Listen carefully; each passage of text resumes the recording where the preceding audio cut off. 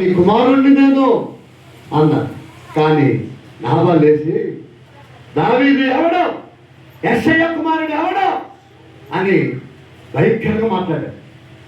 ఈ లోపల వీళ్ళకి ఆ దావీదు మనుషులు కోపం వచ్చి పోయి చెప్పారు దావీదుకి, అయ్యగారు అతను మామూలుగా మాట్లాడలేదు, మనం చేసిన మేలు అసలు అతను గుర్తే లేదు, మర్చిపోయి విచ్చలుగా మాట్లాడుతున్నాడంటనే దావీదు లేచాడు. లేచి 400 మందిని తీసుకొని ధరించుకొని కత్తులో అని దావీదు కూడా ఒక కత్తి ధరించుకొని 400 మంది బయలుదేరారు. ఎందుకని? దావీదు మనుషులను చంపేసి వారికి నచ్చిన వారందరినీ నరికి పోగులు పెట్టి వారి ఆస్తి అంతటిని తీసుకొచ్చుకున్నారు రండి అని బయలుదేరారు. ఈ విషయం ఎవరు విన్నారు? మీరు చెప్పండి, ఈ విషయం ఎవరు విన్నారు? చెప్పండి, చెప్పి తప్పే ఉంది. ఎవరు విన్నారు? అబీగా ఈలు అని మీరు అంటారని నాకు తెలుసు. అబీగా ఈలు కాదు, నాబాలు మనుషులు, నాబాలు 10 మనుషులు ఉన్నారు. విని పరిగెత్తుకుంటూ వచ్చారు. వచ్చి నాబాలుతో ఏమీ చెప్పాల. వాళ్ళు వచ్చారు అబీగా ఈల దగ్గరికి.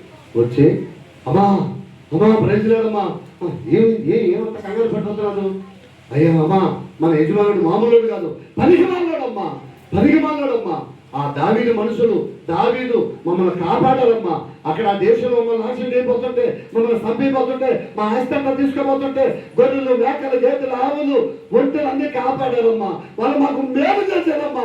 అలాంటి వాళ్ళు వచ్చి అక్కడ మాట్లాడితే దావీదేవుడో, యెషయా కుమారుడు అని నీచంగా మాట్లాడాడమ్మా. ఇప్పుడు దావీదు రౌద్రుడై కోపం వచ్చి అతను 400 మంది జనాన్ని తీసుకొని వస్తున్నారమ్మా. మమ్మల్ని చంపేస్తారు, మన యజమానిని చంపేస్తారమ్మా. ఇప్పుడు నువ్వు ఏదో ఒక మంచి ఆలోచన చెయ్యాలి అని చెప్పారు అబీగయీల్. చెప్పారు లేదా? చదవన్నమాట.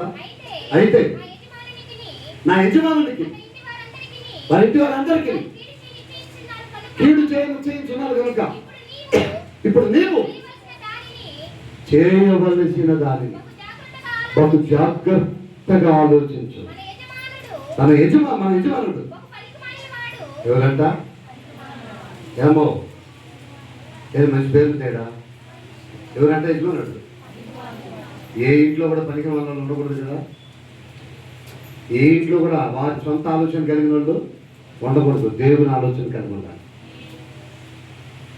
నీ భార్య నీ గురించి చెప్పే స్థితిలో ఉండాలి. నీ భర్త నీ గురించి చెప్పే స్థితిలో ఉండాలి. నా భర్త దేవుని మహాకృప చేత దేవుడు అనుగ్రహించిన భర్త.